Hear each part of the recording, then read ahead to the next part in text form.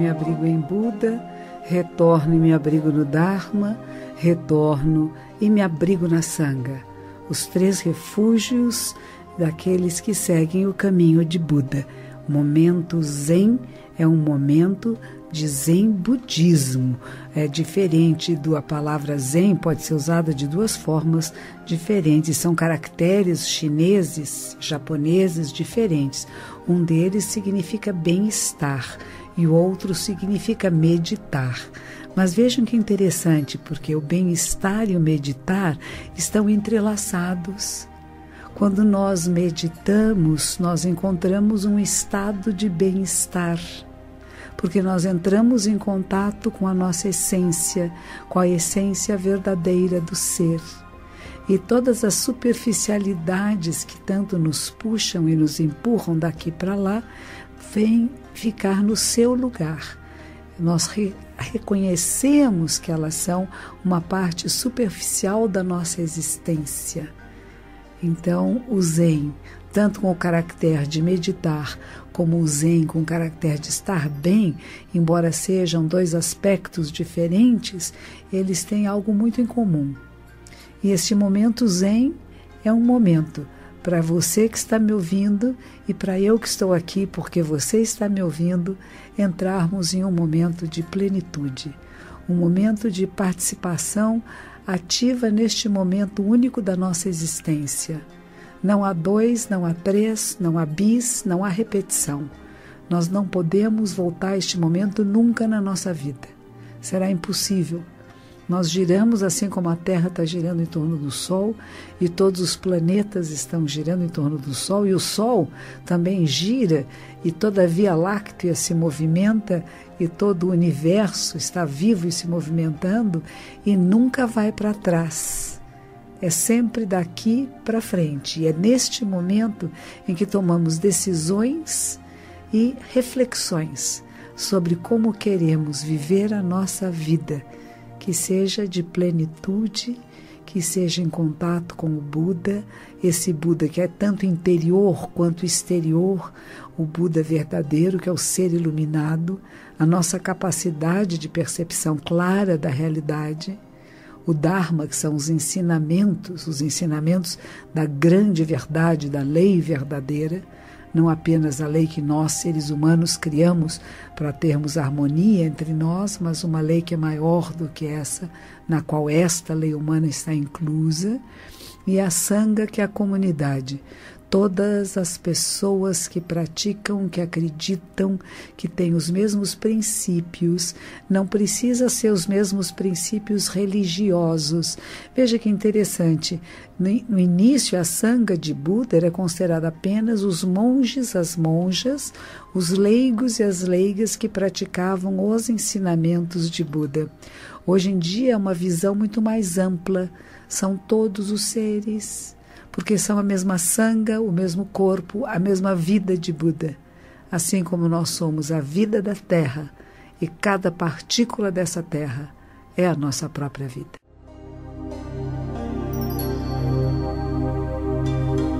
Hoje eu quero compartilhar com vocês um pouco da minha superiora, Aoyama Shun Dodochi Orochi. Ela deixou muitos trabalhos importantes, ela está viva, ela escreve muito, tem grandes livros, e um deles que a gente traduziu aqui para o português, que chama Para uma Pessoa Bonita. Eu já gosto muito do título, né? Para você perceber que você é uma pessoa bonita. Nós sempre achamos que alguém mais é uma pessoa bonita. E perceba bem, a pessoa muito egoísta, aquela que só pensa em si, na verdade é aquela que não percebe a sua própria beleza. Ela não é capaz de se amar, ela não gosta de si mesma, então ela não é capaz de amar ninguém. Como que pode gostar de alguém se não gosta de si mesma? Nós, seres humanos, somos seres preciosos, sagrados. Veja a beleza em você, no seu gesto, no seu pensamento, esse corpo extraordinário que funciona quase que magicamente, produzindo, cabelos que crescem, unhas que crescem, coração que bate, pensamentos que surgem, a mente humana que cria coisas extraordinárias. É agradecer mesmo, um sentimento de gratidão muito profundo por ser humano que somos e esse respeito à vida que está em nós e que nos permite, assim, amando e nos respeitando, ser capaz de amar e respeitar os outros seres humanos, tão semelhantes a nós, tão simples, necessitando tanto de carinho, de afeto, de um afago. Esse afago pode ser um olhar, esse afago pode ser um ouvir com atenção. E neste livro, a Oema Roshi, que é uma mestra que me deixou uma grande impressão em minha vida pela sua capacidade de um contentamento com a existência, uma risada clara e límpida, uma firmeza sem rudeza, nunca reclamando, várias vezes eu repetindo os mesmos erros e ela me corrigindo como se fosse a primeira vez, sem se irritar, sem reclamar, sendo extremamente gentil, muito, muito gentil. É ainda um caminho que eu estou tentando trilhar e alcançar e que eu quero compartilhar com você. Vamos tentar isso esta semana? A partir de hoje que você está ouvindo este programa, até a próxima semana, vamos tentar usar palavras gentis uns com os outros? Por favor, muito obrigada, com licença. Posso ajudar? De maneira doce, a se falar verdadeiro, do fundo do coração, percebendo que cada pessoa que você encontra é uma manifestação do sagrado, é um ser iluminado disfarçado, sem críticas, sem julgamentos, sem cobranças. Cada um de nós é aquilo que é e só podemos dar aquilo que temos.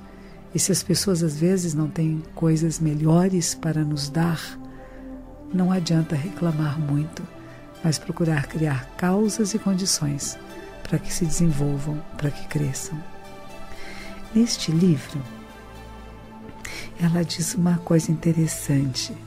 Ela diz que é importante avaliar se somos capazes ou não, se somos inteligentes o suficiente para olhar em volta, para buscar ajuda, para colocar condições.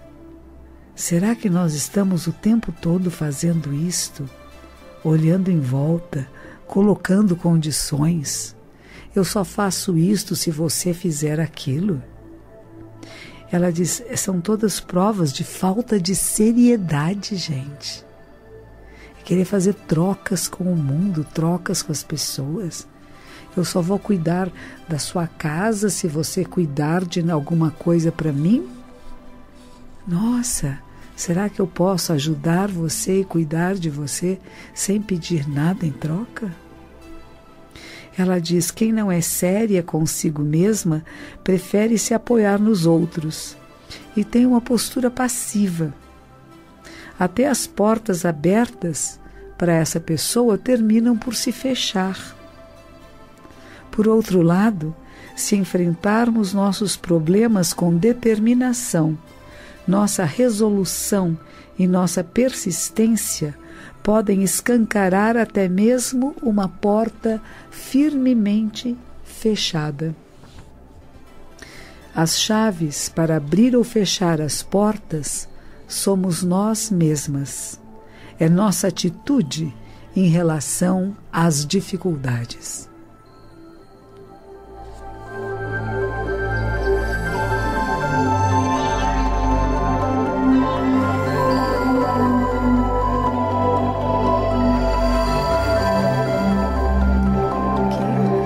Força, não é? O que ela nos diz, como é forte. Nós somos as chaves que abrimos ou fechamos as portas de nossos relacionamentos, dos nossos trabalhos, das nossas inspirações, dos nossos projetos, da nossa própria vida. Você tem conseguido abrir portas? Você tem conseguido abrir as portas que você quer abrir? Ou você está abrindo portas que não levam a lugar nenhum e talvez fechando as portas que pudessem levar você a um lugar de paz, de tranquilidade, de alegria, de contentamento com a existência? É você, sempre você. Assim a minha superiora me dizia, cada vez que eu ia à sua sala, resmungar, reclamar de alguma coisa da vida, de algum desconforto, de alguma insatisfação. E ela sempre dizia: é você, mude você, mude o seu olhar, ponha o seu olhar Buda, o olhar que compreende, o olhar que acolhe, o olhar que quer bem o ser humano, o olhar que quer bem a natureza. E ela continua dizendo assim: normalmente pensamos ser absurdo uma gota d'água perfurar a pedra. Mas na realidade vemos frequentemente pedras que foram perfuradas pela água das chuvas ou erodidas pelo curso de um rio. Buda, no Mahaparinirvana Sutra, o sutra final, o sutra de quando seus últimos momentos de vida, ele disse: praticantes, se perseverarem com grande esforço, nada será impossível. Você acha que tem alguma coisa impossível na sua vida? Não é impossível. O impossível às vezes demora um pouco mais. Mas acontece se você perseverar. Não desista.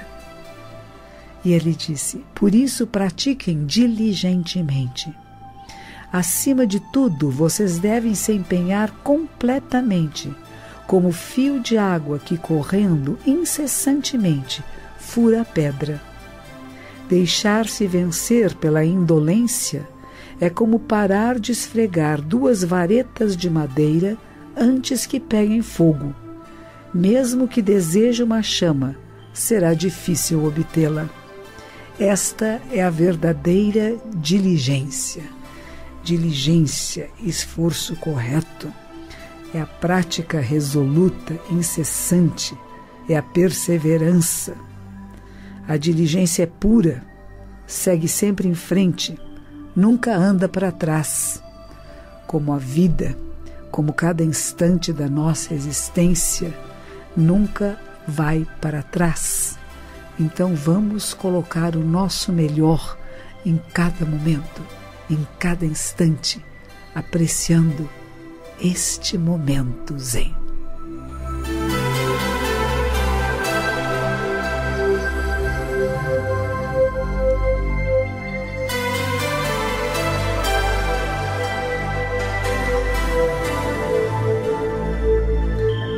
Na antiguidade, fazer fogo era muito difícil e mantê-lo sempre aceso era um dos trabalhos mais importantes dos responsáveis pela casa.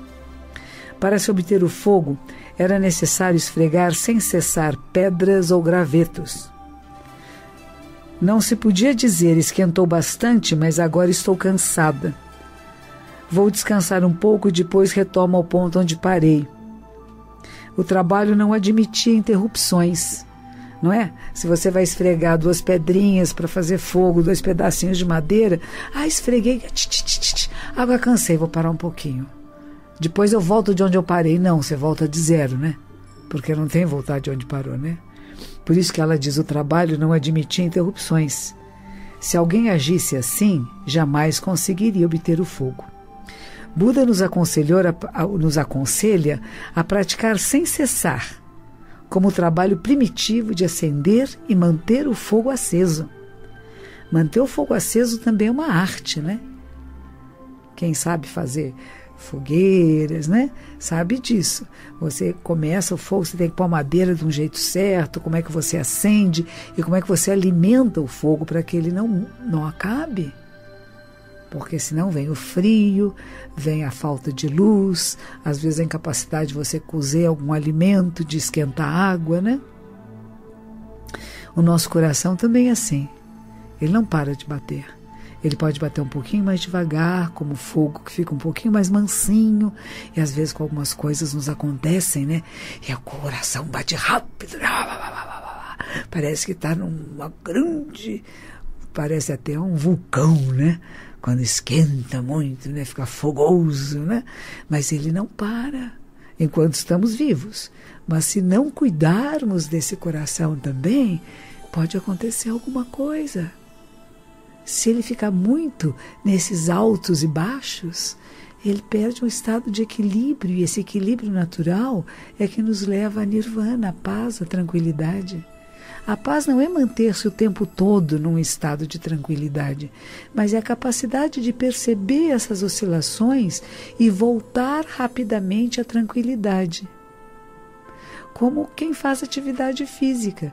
Nós falamos que condicionamento, eu tenho feito corrida atualmente, a minha instrutora de corrida, ela sempre diz isto. Nós sabemos que uma pessoa está em bom condicionamento, que quando corre, aumenta a pressão sanguínea, mas ela baixa rapidamente quando você para de correr. Então, os seus batimentos cardíacos, eles aumentam e depois diminuem com rapidez. Isso é estar bem condicionado. Quem não está bem condicionado, o batimento cardíaco sobe e não abaixa. Fica lá em cima, a pessoa está só caminhando e está altíssimo, né? Então, o que significa que tem que diminuir todo o ritmo para poder ir condicionando aos poucos esta habilidade do nosso coração físico, eu estou falando agora, desse órgão, desse músculo, né? Para que ele tenha a capacidade dessa elasticidade de voltar a entrar em equilíbrio. O mesmo acontece com nossos humores, com a nossa mente, os nossos relacionamentos. Se toda hora ficar disparado e nesse disparado não consegue baixar e fica e bravo, irritado, o que acontece com todo o seu sistema?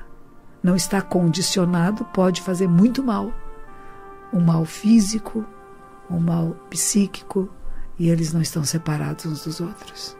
Então vamos falar de saúde. De saúde tem a ver com santidade. Com santidade é querer bem. Vamos querer bem a nós mesmos e a todos os seres.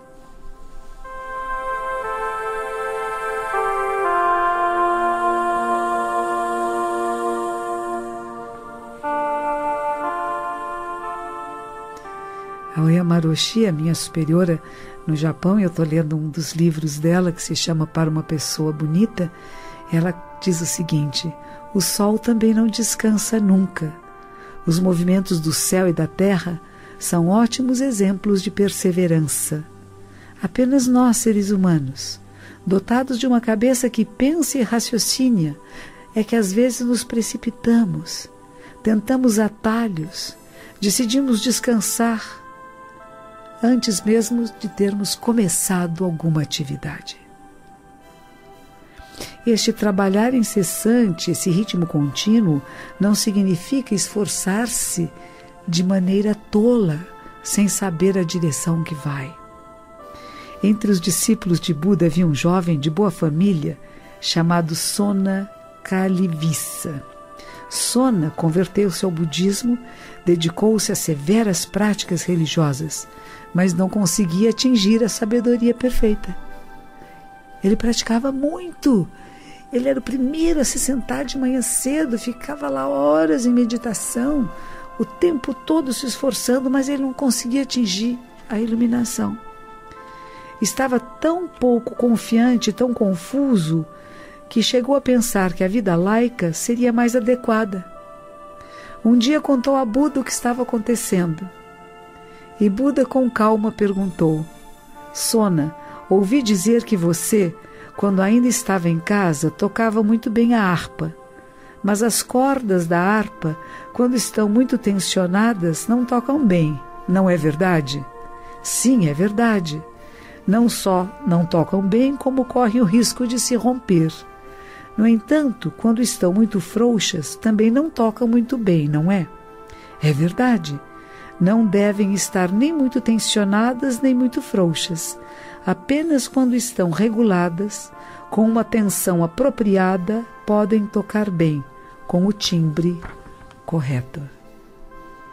Quando enfrentamos uma tarefa, primeiro questionamos se somos capazes de realizá-la. Perguntamo-nos se vale a pena. Pensamos nos resultados e nas reações das pessoas.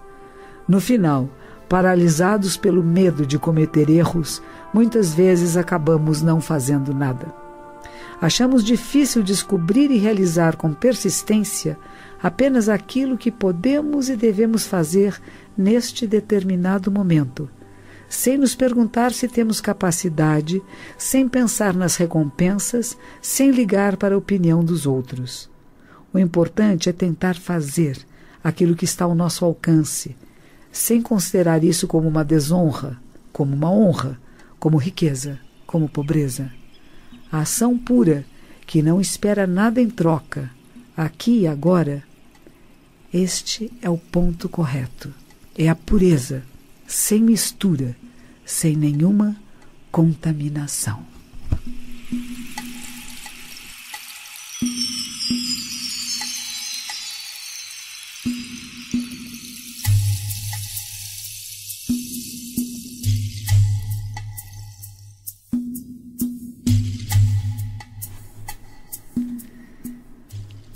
Essa pureza, eu acho que todos nós procuramos. E ela está em nós. Ela não está fora de nós. É como água pura. Se não há água pura, às vezes a gente toma água que está meio sujinha, mas ainda é água. De certas coisas que nós podemos misturar um pouquinho de suco de limão, uma frutinha, uma ervinha, né? Mas há certas coisas que não se misturam bem com a água. E que não vai dar certo a gente misturar. Que pode ser venenoso, que pode ser fatal. Então nós temos que saber com o que nós estamos ingerindo. Ingerindo através dos nossos órgãos dos sentidos. Dos programas de rádio que nós escolhemos ouvir, de televisão, das conversas que falamos, das brincadeiras que fazemos. Tudo isto vai minando a nossa mente. E às vezes vai encobrindo esse estado de pureza tão agradável que nós reconhecemos em nós e nos outros, como você reconhece a água pura de uma fonte cristalina. Você é essa água pura, você é essa fonte. Seja capaz de beber da fonte e não lá do rio, lá embaixo, onde já lavaram roupa, tem sabão, tem detergente, tem sujeira. Às vezes tem até esgoto das coisas feias que pensamos, que fazemos, pode ter sangue, tanta coisa que não é necessária se nós podemos beber da fonte pura, que é a pureza das nossas intenções, das nossas ações e dos nossos pensamentos. O esforço é o caminho da eternidade. A negligência é o caminho da morte. Quem se dedica e se encontra concentrado no trabalho, na ação, nunca morre. Quem tolera a vadiagem, ainda que estejam vivos, é como se estivessem mortos. Então vamos viver com plenitude, cada instante da nossa vida, como momentos zen. Que os méritos de nossa prática se estendam a todos os seres e que possamos nos tornar o caminho iluminado.